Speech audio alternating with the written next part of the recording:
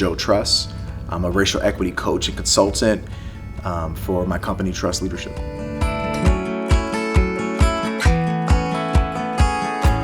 A lot of times now my answer is trying to help people, educators often, be less racist and figure out how can we be less racist and what does it look like to be anti-racist and how do we get there? How do we know if we're making progress?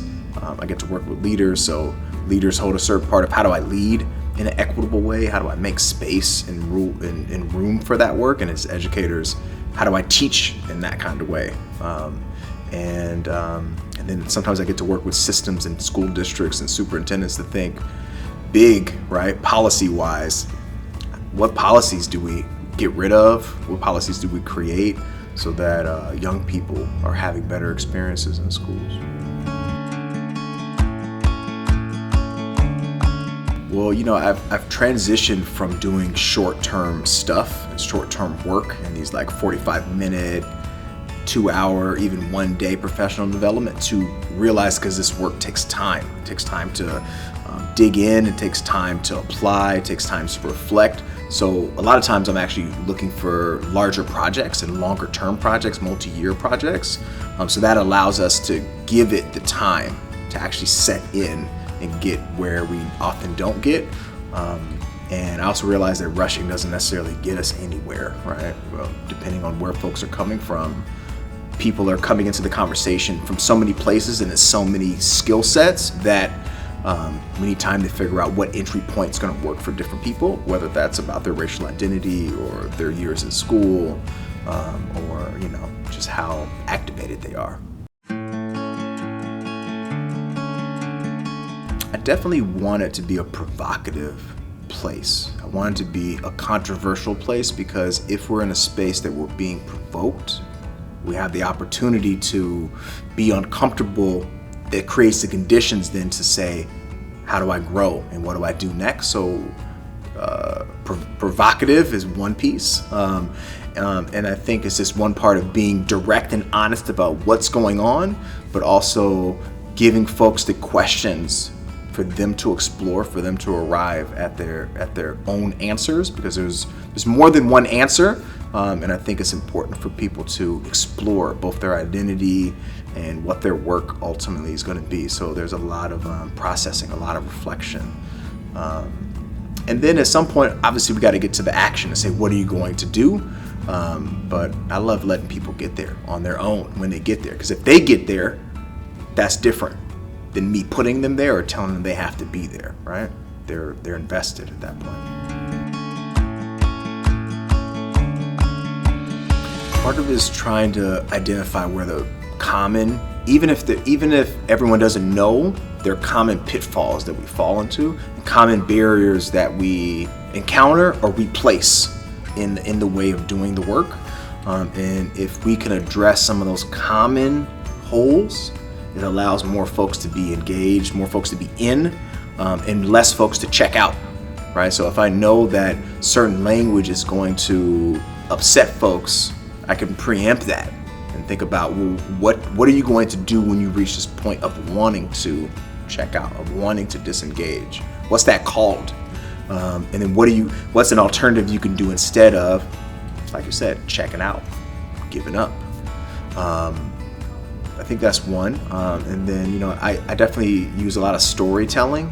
It's another one of my approaches, whether those are my own stories, stories from everybody out in society, from history, and also getting people who participate to share their stories. Because if they can personalize this work, they're more interested in what's going on, they're more invested, and they're more caring about the people that are involved.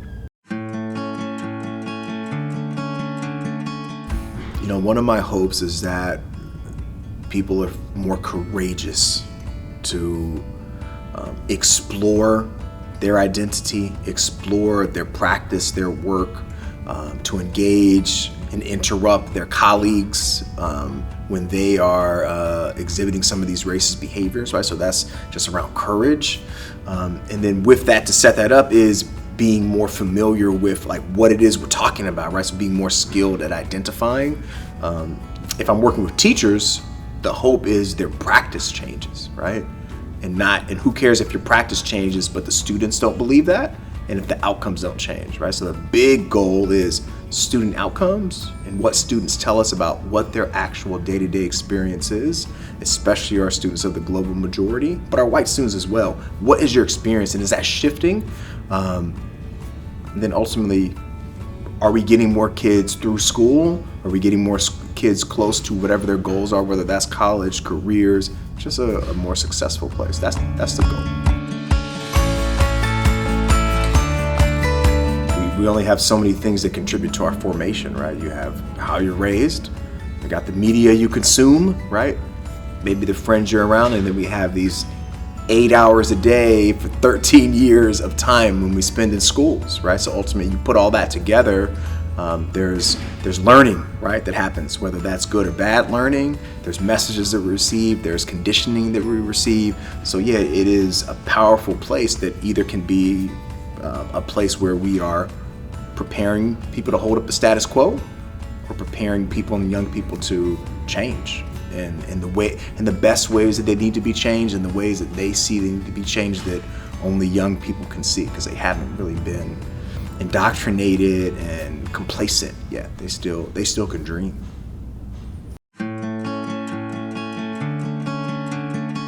Yeah, I think they can expect it to be interactive, that to be engaging, that it's not going to be a sit and get. It's not going to be just listening to people talk.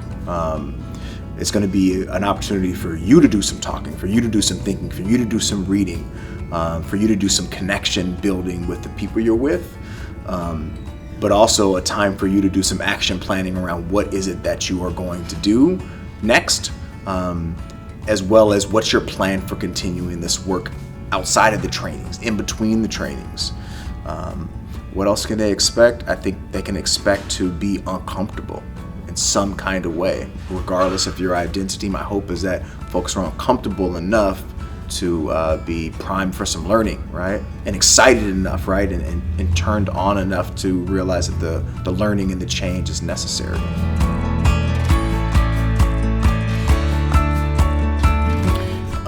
Hopefully moving further along the continuum that folks are already on, or maybe they're starting, right? From awareness to action and results, right? Figuring out, where am I in that process? What can I take to move myself a little bit further in the work that I'm trying to do a little bit further?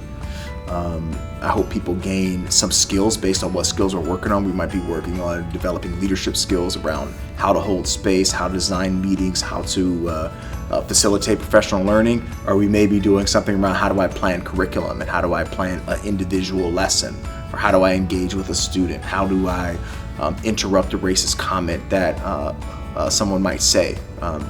Generally, I hope people gain and hope people get, what we don't often get. There's conversations that we often avoid, right? We'll talk about it to a certain level, we'll go at a certain depth, and then we'll avoid the deeper, more difficult, uncomfortable conversations. So, a lot of times I tell folks, I want to have the conversations that you don't want to have, right? Especially the folks who are in power and they're comfortable, because there are folks who are uncomfortable in your places that they need you to be having conversations at a minimum, let alone some action and results. I think a lot of times we think of this work as one and done kind of work. It's a checkbox, we did it and we're done, or one group of folks do the work and that's it, or it's opt-in, right? And that's a place to start. What I've been loving recently is engaging in whole school and whole district work, because now we're talking about getting a large group of people all in a system on the same page, speaking the same language, increasing their courage, right? Their bravery to tackle these topics, and then actually giving them a shared set of skills that they could implement, whether that's around planning their lessons in different ways, literally teaching in a different kind of way, saying different things to their students. And when we're at the district scale, we don't really have any loose ends. We don't really have any holes. If everybody in the room is all on the team, then we can move, right? And move much faster when we got a collective. I try to do this work for folks that aren't at the table, right? So there are people, students, and educators in our system that are marginalized and having a negative experience, whether they're being discriminated against, or just having the short end of a stick in education. They don't necessarily get to advocate for what their needs are. And being someone who has some success in schools, I now have this opportunity and this privilege to lift up and enlist their voices so that we're hearing what folks really need, and changing things. Another reason I do this work for is because I had success in schools, but a lot of my friends did not have success. And I've been really interested in what experience they had in schools and why wasn't schools a place where they saw themselves, were engaged, and were able to leverage their potential, really. You know, two things I'm really passionate about that are connected are what we teach our students and whether or not it's relevant and meaningful to them. I do a lot of work around anti-racist project-based learning, because this idea of saying if we're going to design learning for students, how can we make it relevant, responsive, it matter to them, but also it matter to the world, right? So this idea of like, we're not just learning for learning's sake, we're learning to change something, but it's not what we care about change, it's what the young people change and what they care about fixing and addressing. Which brings me to my second passion area, really, is this student voice piece, right? Because ultimately, it doesn't matter how much work we do, because we're just the folks who are serving the young people. They're our clients, they're our customers, they're our end user. They're the folks who we're supposed to be here for.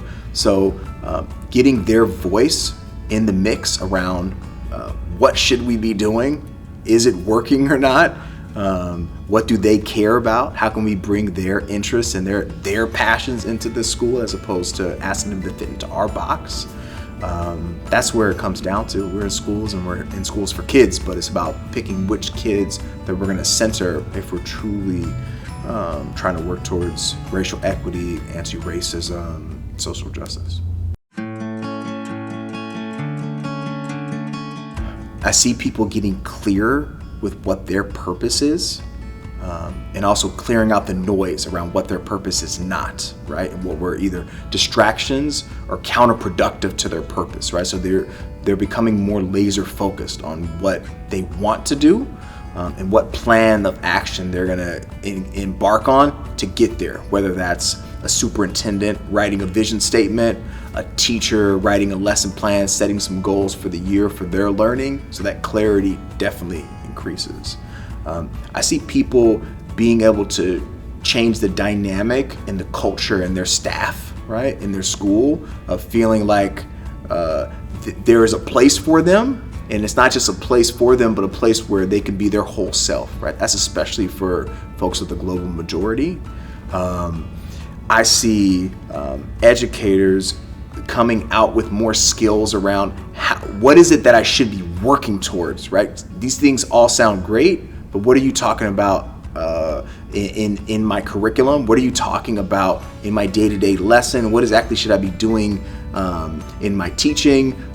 How should I have, what kind of conversations and relationships should I have with students? So those things shift as folks acquire more skills, and as they seek out more information, right? Like the biggest shift I see is people being interested in change, right? Because the truth is, we spend so much time in schools doing professional development or whatever, and people are not interested in what we're giving, right? And their practice is not changing.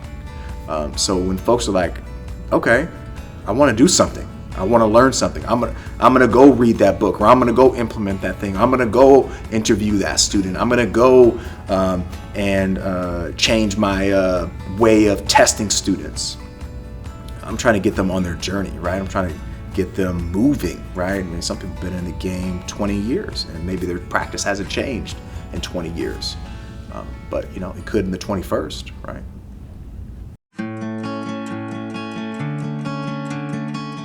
If you have a community of folks that are about your growth, you grow, right? We try to create that in the classroom all the time, right? But our educators can be a part of the same community, and when we can get clear around what the purpose is and what we're working towards, then it's even more high-powered, and we can take advantage of the time we have.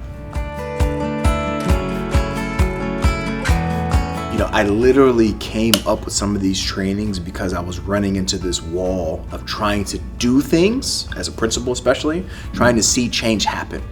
Restorative practices, deeper learning, literacy changes, social emotional learning, all these cool things, but they weren't happening. We talked about it, they went away, and I realized that there were some blocks that people had, right? There were some blinders they had, there were some barriers, there were some pitfalls, right? Ultimately, we weren't doing the right thing with the adults to set the conditions for the young people to do things, and for us to we weren't getting out of the way of young people just being great and young and nice and positive and dreaming, right? So a lot of the work is with adults, but also we have to give adults that experience, right? A lot of times we've had such crappy experiences in schools. So that's our only reference point, right? A crappy experience as learners, not restorative spaces, right? Not spaces where everybody gets to talk, where you get equal shared time, where you sit in the circle, where you tell your story. That's not what we got. So we don't think that has a place in school. So we don't give kids that place. And what do kids do? They push back, they rebel, they check out, disengage, and we pick up the pieces.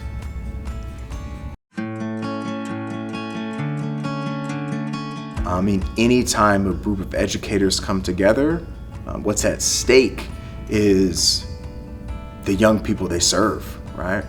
We have this incredible potential of time that we spend with young people all day for multiple years. And ultimately, when we can sit down with another adult, whether that's a colleague in a meeting or in a training, we have this opportunity to grow, to change, so that we can be a better practitioner, to better meet the needs of our students and better help them work towards their own liberation. So what's at stake is the young person that's sitting in the classroom that's ready for a lesson today, right? And they want to know, what are you bringing today? Are you bringing that same stuff you've been bringing, or are you going to bring something that's going to excite me, that's going to empower me, that's going to make me joyful, right? Because that kid is there every day. They come every day. They come tomorrow. They've been here every day for years, right? And at some point, some kids stop coming, right? So what's at stake is our young people, right? And that's the future, right? And we don't have time to waste, because they deserve better, right? They deserve us working towards being better.